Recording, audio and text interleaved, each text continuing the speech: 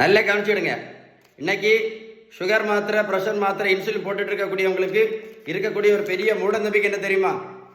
சிறுதானியம் மட்டும் சாப்பிட்டா போதும், சுகர் மாத்திரையை நிறுத்திடலாம், ப்ரெஷர் மாத்திரையை நிறுத்திடலாம், இன்சுலின் நிறுத்திடலாம் அப்படின்னு. அது மட்டும் இல்லை, வெயிட்டையும் குறைச்சிடலாம் அப்படின்னு. சிறுதானியம் மட்டும் சாப்பிட்டதுனால ஏதாவது மாத்திரை நிறுத்தியிருக்காங்களா? கமெண்ட்ஸ்ல எழுதுங்க சார்.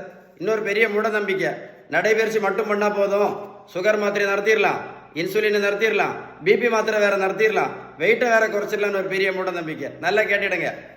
1 கிலோமீட்டர் நடைபயிற்சி பண்ணினா கூட 40லேருந்து 50 கேலரி மட்டும்தான் எரிக்க முடியும். அதனால் நடைபயிற்சி மட்டும் பண்ணி எந்த மாத்திரையும் நிறுத்த முடியாது, வெயிட்டு கண்டிப்பாக குறைக்க முடியாது. புரிஞ்சுதா? இதுதான் இப்போ பயங்கர ஃபேமஸ். ரைஸ் சாப்பிட்டதுனால தான் சுகருக்கு மாத்திரை, அதனால தான் இன்சுலின் அப்படின்னு. அப்படி தானே? நான் ஒரு கேள்வி கேட்குறேன், பதில் சொல்லுவீங்களா? வட இந்தியாவில் அவங்க ரைஸ் சாப்பிடவே மாட்டாங்களே. வட இந்தியாவில் எத்தனை பேர் சுகருக்கு மாத்திரை போடுறாங்க, எத்தனை பேர் இன்சுலின் போட்டுட்டு இருக்காங்க?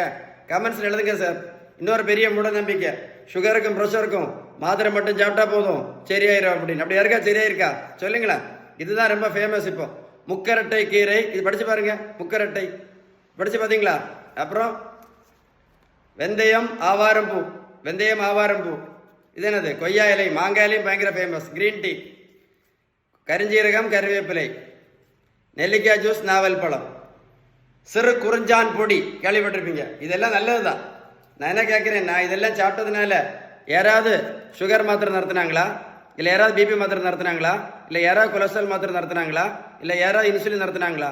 சுகருக்கு ஒரே ஒரு மாத்திரை போட்டுட்டு இருந்த பேஷண்ட் இப்போ சுகருக்கு மட்டும் 3 மாத்திரை சாப்பிட்டுட்டு இருக்காங்களே. மாத்திரை மட்டும் போட்டுட்டு இருந்த சுகர் பேஷண்ட் இப்போ இன்சுலினை போட்டுட்டு இருக்காங்களே.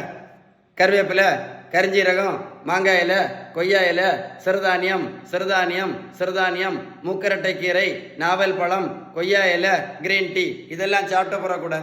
நல்லா கேட்டுடுங்க. மருத்துவத்தில் உள்ள ஸ்டாண்டர்ட் புத்தகம் ஹாரிசன். இந்த புத்தகம் என்ன சொல்லுது தெரியுமா?